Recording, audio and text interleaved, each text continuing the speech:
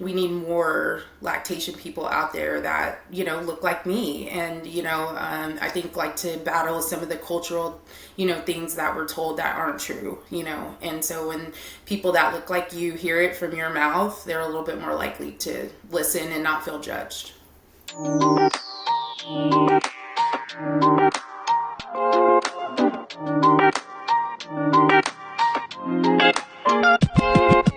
My name is Tischara Walther, and I'm in the Austin, Texas area. When I became pregnant, it was scary. I was young. I was still in high school. Just, fear of the unknown. Just disappointment. My mother was very upset about the situation, and, I was very close to my grandmother, but thankfully, my grandmother was very supportive and, just kind of gave me the words and attention that I needed at the time to just kind of reassure that everything was going to be okay. And so eventually it worked out, with my mom. But just fear of unknown and, what next steps were going to be. I just had a terrible experience in general. Back in those times, there were health departments that were open and available. And so that's how I found out that I was pregnant and how my initial prenatal care started. The hospital did offer childbirth classes and things like that, but it just didn't feel like a very comfortable space for me. I didn't look like the normal people that were attending those classes and stuff. And so I did not participate in that. My doctor, I feel like at the time he was a resident and he was very informative and kind of was able to explain to me like what to expect. But once we entered the hospital, I don't feel like the nurses were the same. There were a lot of things against me. I was young. Obviously I'm African American and my significant other at the time is white. And there were just lots of comments around those sort of things. Ignorance on my end, just not being educated. I was fearful that if I got an epidural and, it missed or went in the wrong place, that I would end up paralyzed. And there just wasn't a lot of extra education given to me as to options and things. And so I opted out of pain medication. So I delivered my son hard delivery. I was told to lay on my left side very often. So it makes me wonder, knowing what I know now, if I had signs and symptoms of preeclampsia. But I ended up with a fourth degree forceps delivery. My son was facing the wrong way. And so it was just a really hard delivery. After delivery, I remember looking over and he was, pretty bluish purple and they were giving lots of oxygen, but no explanation was given during that time. They were sewing me up. I had to scream out for pain meds while I was getting sewn up and just kind of advocating for myself in ways that I didn't really know if I could or should. And that was just, just some of the instances. I remember postpartum, I was laying there in the night and one of the nurses came in and I woke up in severe pain as she was pushing down, checking my fundus, I would assume. And I just remember like no one came in and like woke me up and they were already just, pushing down and it was very painful. And so just no communication, no education whatsoever. I knew from WIC and attending WIC that breastfeeding had really caught my attention and it was something that I wanted to do. My family was not very knowledgeable or supportive of breastfeeding for several reasons. There were a lot of just cultural, things that my family was not knowledgeable about. They would make comments like, you want to be a cow and, things like that. And it was just something that was really important to me. And I understood the nutritional side of breastfeeding and why it was important. For my grandmother's side, she would just share how in slave times, this was something that they were forced to do for, people that were not their children.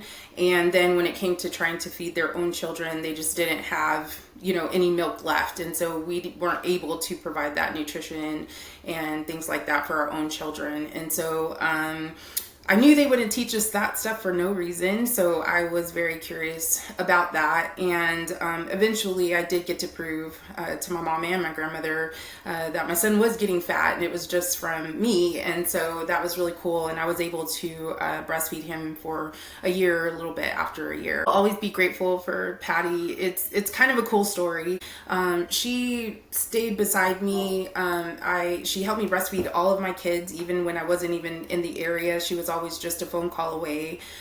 She was sure to advocate with me and for me. There were times where my son's jaundice levels were creeping up and the doctors were trying to make it seem as if it was just because of my breast milk. And she was sure to sit down and explain that. She would make it very feasible to, just talk about short-term goals. So how long do you want to do this? Well, let's get to this first. And then, after that, then we'll get to this. And so she just really inspired me and just really took the time out to, give me and my family what we needed. And also took the time to also talk to my son's dad, so that he understood what he could do to help and, how he could help, this to be successful. Eventually, after I got into OB, I did get my lactation counselor license, and then I'm currently now an IBCLC, but as Patty retired, I actually took her job in the lactation office, and so I did get to work side by side, and then eventually was able to take the position that she held when she helped me at 17. I think at first it was just kind of anger of what my experience was, and I was like, I'm gonna be the best LD nurse ever, and and then just being a teen mom, it just didn't seem like anything that was touchable, if I really had to be honest. And, it's hard when you don't come from great socioeconomic status, and there's this very funny line to where you do get benefits, but once you make this much money, those benefits go away. And so just kind of finding the balance of the help that you need to help reach your goals and, how to make those accomplishable, The other thing I think culturally that is really interesting is that, it's not very normal for your family culturally to talk about finances and, those kinds of things. And so just learning how to navigate all of those things as a young girl, and with a baby is really hard. But fortunately, I had a really, really good friend that I worked with for many years, and she inherited a large sum of money.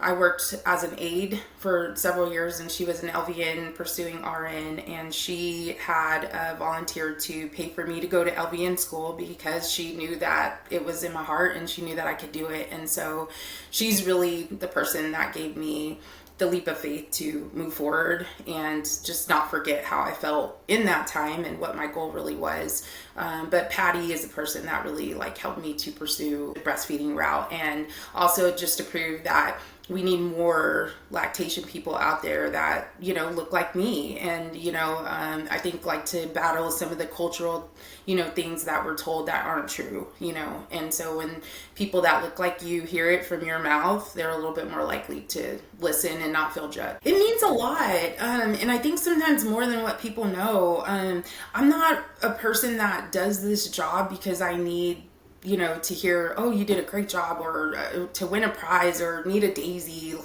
I know those conversations that I have behind those closed doors with my patients and what that really means to them. And sometimes I'm not great about sharing that because I don't need that puff. But it means a lot. I hear it often. I am currently a manager, and it's been really important to me to have a really diverse team. And as I have worked really hard to create that diverse team, I hear it now when I do leader rounding, how important it is to, have a Spanish-speaking patient, and she felt, so empowered to be able to say, can I have a nurse that speaks Spanish? And we can provide it. It's so cool. And I think it's a part of, giving patients what they want, what they need, and how to make their visit, extra special, and, just something that lasts forever, that was just a great experience that they'll never forget. And that's a part of what we're supposed to do as a nurse. I would just say how important advocating is. especially in the OB world. I know, sometimes when you come into the hospital or just being a floor nurse and hearing conversation, and you hear that patient that comes through and they're like, I brought a birthing plan, and you can kind of get the eye rolls and things like that. But many times if we just stop and look at that, like, it's already things we're going to do. And so why not give that to that person and make it like the best experience ever? A lot of times there's not, it's very rare to get some, some other requests, but otherwise they're generally not asking for anything, really crazy. But I would say just making sure that, we try to empower our patients, making sure that they have the education that they need and they truly understand the next steps. And I have learned a lot, like being in leadership and being a part of leader rounding and things like that. And I think like sometimes we get so stuck on what we're asking, but in patients' minds, they're on a lower educational level and they're not thinking the same way as us. And so sometimes, we walk in the room like, did housekeeping clean your room? Is your room clean or whatever? But we didn't do the simple thing of saying like, did you want to shower today? Did you shower today? Do you want to get out of that gown? Do you want to put regular clothes on? And just kind of having those really simple conversations with them and making them feel human and not just like the next patient, but teaching them ways on how they can empower themselves and what they can and can't ask for, I think is really important and something we're learning more and more every day.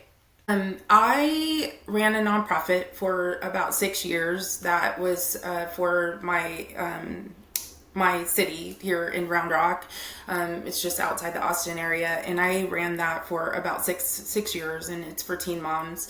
It is a nonprofit ministry, but I oftentimes shared with them. I mean, we would have girls from 12 years old to, up to like 21.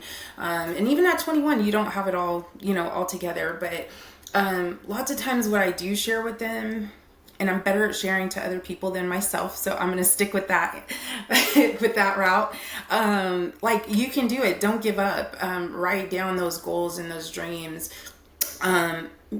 Get a vision board, and, just like Patty told me, like, start with the small steps. Let's get the small things done. Don't look at that whole picture, because that big picture can be very overwhelming sometimes. It's good to have the target, but you have to conquer all the little things around you first.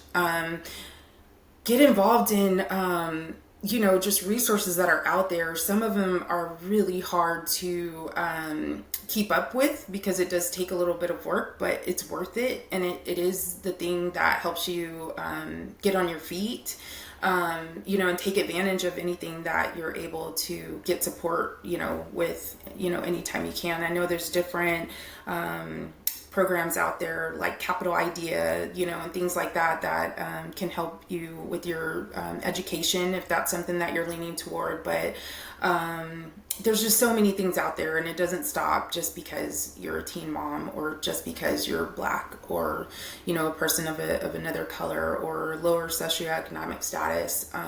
There's just lots of people that want to help that are out there. If you kind of prove what you need, if you just kind of do some search, there's always someone willing to offer financial assistance and things like that. And that's things that I would often find when I was working for my nonprofit. People want to give, they just want a cause to give to, but some people have a whole lot of money and they don't know what to do with it.